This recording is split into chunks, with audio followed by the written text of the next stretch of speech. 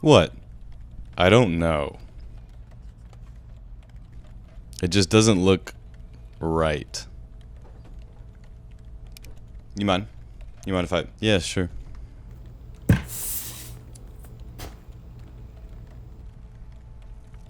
What did that do? It's you. No, it's AU. Like the letter U? It's AU. No, it's you. What are you talking about? It doesn't even look like me. No. Oh my god. It's you. Oh. You're really good at these things. Anyone ever tell you that? It's really easy sometimes to forget how many people go into the music that you listen to. You may have a favorite solo artist, but that person is supplemented by writers, musicians, producers, audio engineers. Tame Impala, while just being one guy, is not just one guy. And this is obviously super prominent in the mainstream where successful artists have the money to pay all these people for their work. Whereas the inverse of this, music made by just one person or a small team of people, is super prominent in the smaller music scene. Smaller artists that don't have $1 billion and aren't able to fund an army of people are forced to think outside of the box and do a lot of the stuff on their own. And it's ushered in this new era of musical geniuses, people who are able to do the things 20 people can do all on their own. It's mind-boggling. People like Underscores. Critically acclaimed artist, producer, DJ, and headphone hair enthusiast April Harper Gray, also known as Underscores, has one of the coolest discographies in the underground electronic / hyperpop / whatever you want to call it scene. She has this innate talent to create some of the coolest worlds concept-wise in her albums, while supplementing it with some of the most interesting music to listen to sensory-wise. However, with her newest album, You, she's departed from the world of concept albums and worked on making standalone pop bangers that kind of unite under these two central themes. The first one is You, or Underscores. Each one of these songs houses a different scenario or emotion that Underscores was feeling while making this album, in the way she either changed herself or the life around her to accommodate these feelings, or later on in the album how she accepted these feelings and learned to live with them. The second theme being You, not the letter this time, you, the viewer, or I guess the listener in that case. The album's subject material can not only be relatable to the listener, but its production techniques and how it was created truly show that you can do anything. And then the secret third one of being in the mall. Underscores fans, if you can hear this, go to the local Auntie Anne's in your mall, put your hand inside the cinnamon sugar pretzel bites. Their pretzel bites are your pretzel bites as of right now. Yeah, it's pretty cool. And if it sounds interesting to you, stick around while I explain The Wonder of You by Underscores. You see what I did there? I thought that was a really cool title, personally. My name is Henry. I love music. This is where I talk about it. I do album breakdowns, artist analysis, and artist interviews. So if any of those sound interesting to you and you're not subscribed already, you should subscribe. That winded me a little bit. Ooh, I gotta get outside more. This video is mainly gonna focus on the themes and production of You, but I do need to mention the rollout of the album just a little bit. This all starts on June 6th, 2025.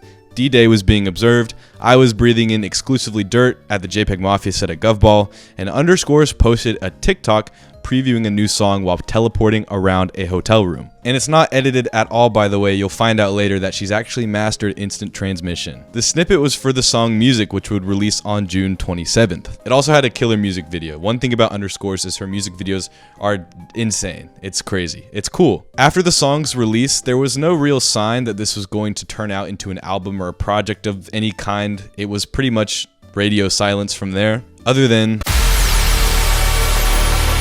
I know, I was blown away too. The next installment in the universe would come in October of 2025. April would post another snippet on TikTok for her song Do It, which would release on November 4th of that year. And now there's some substance here. The two songs have similar covers, the genres are kind of the same. You could logically put together that we're getting some kind of project, but Underscores remained as vague about it as possible. So after another 4-month waiting period, not counting the Eve's remix of Do It, she would release the third and final single, Tell Me You Want It, on February 25th, and then announce her album You, slated for March 20th. And then after going to Jollibee and mastering Super Saiyan and Super Saiyan God, see, I told you she knew how to do instant transmission, You would be released. In terms of rollout and release, it wasn't anything crazy, but it's the actual contents of the album that set it apart from anything in the scene. You is 9 songs and 34 minutes long. Your first reaction may be, what the heck, this is so short, we should have been given more, we were robbed. And to that I say, you're being ungrateful and you need to apologize. I would also say that for the record, Underscore's albums are around the same length, with Fishmonger being 10 songs and 33 minutes, and Wallsocket, not including the director's cut, being 12 songs and 54 minutes. The stipulation that the length of an album quantifies the quality of it is always really weird to me,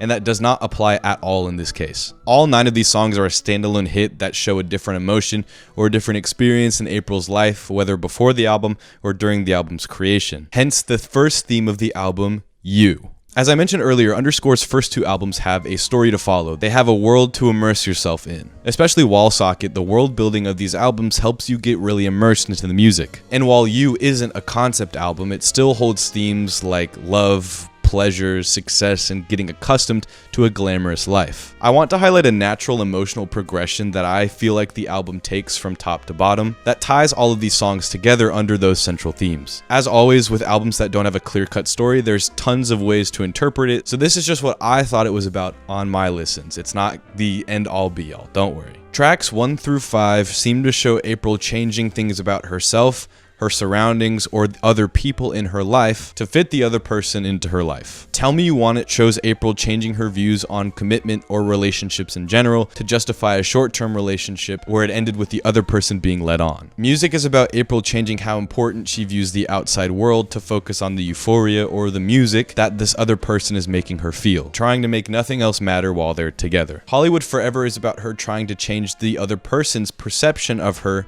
to fit what she sees herself in the mirror. Someone who's awarded this glamorous and self-centered lifestyle because of the success that she's been given. Even going so far as to talk about getting buried in Hollywood Forever, which if you don't know is a very famous celebrity cemetery. The piece shows April changing her views on smoking to keep the peace with this other person. Whether she smokes to keep things cordial with this other person or simply just to have more opportunities to be around them. The excessive logging of each smoke in her brain is proof that this is not something that's normal for her. Fun fact, Peace is also the name of a Japanese cigarette brand, which has notes of vanilla, which if you listen to the song, April talks about the cigarette tasting like vanilla. Finally, Innuendo, I Get You, is about April changing her gripes with the other person and her own morals to justify this kind of situation she's in with said person. Criticizing the other person for essentially being a player, and oftentimes playing her, she justifies it by saying that she's getting her fix. Now, tracks 6 through 9 seem to be where this narrative takes a shift. Instead of changing herself, her surroundings, or other people, the bottom half of the album shows April accepting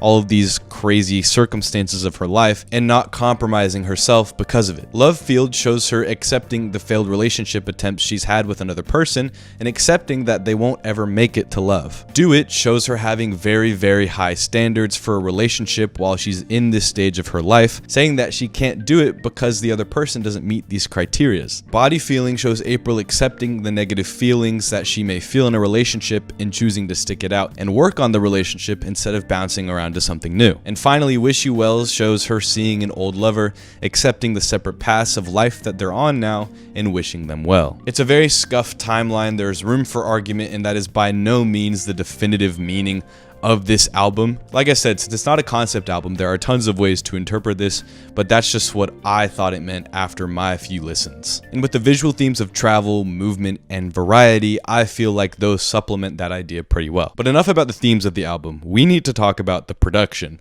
because need I say more? The production of this album is special.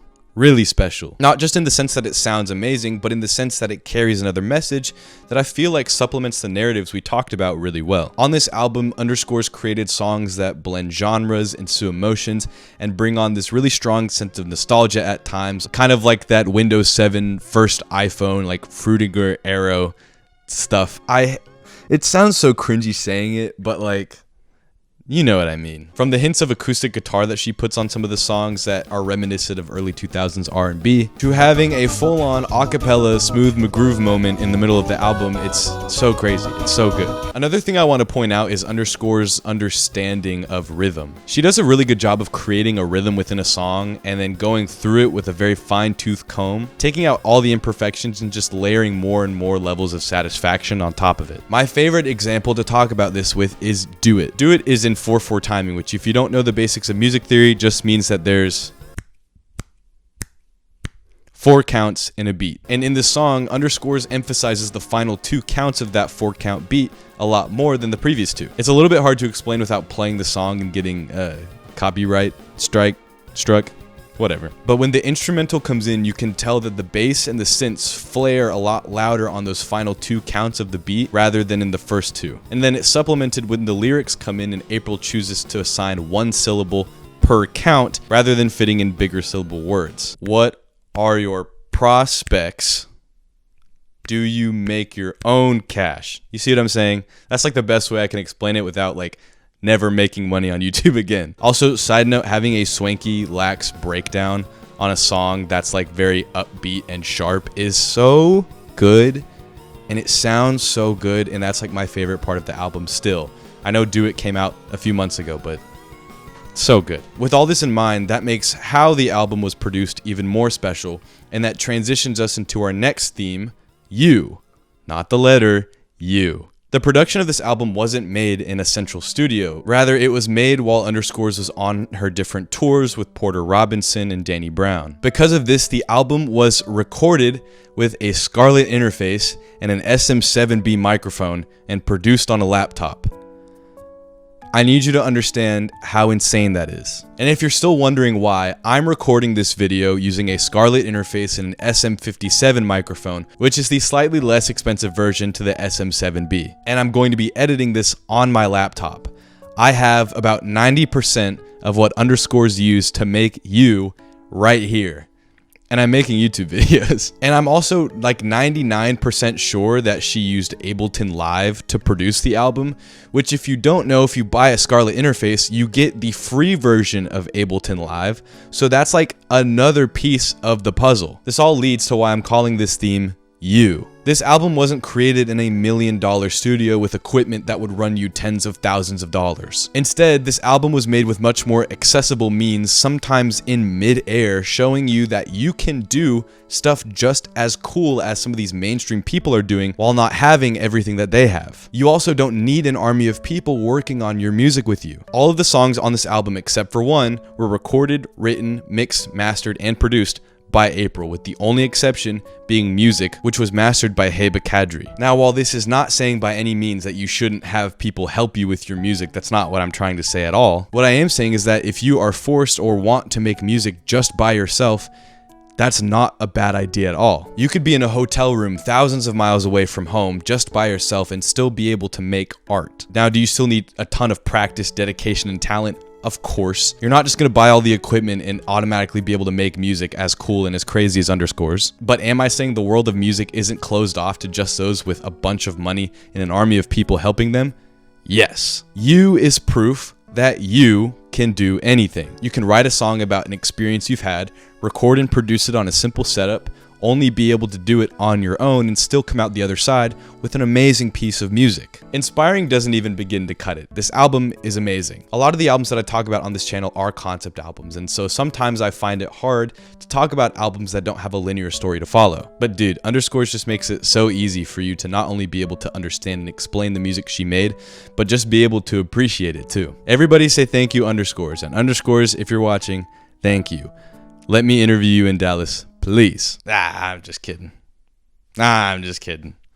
But I think I'm going to end it off there. If you watched all the way to the end, thank you so much. I really appreciate it. I post videos every 1 to 2 weeks about album breakdowns, artist analysis, and I even do artist interviews. And it's already been a really crazy year for me so far, so you have tons of content to go and check out if you haven't subscribed already. Please go follow my Instagram so I have 1,000 followers and I'm not brutally subscriber mogged by my YouTube channel. And stay tuned for more videos. Thank you so much for watching. I'll see you guys next time. Goodbye.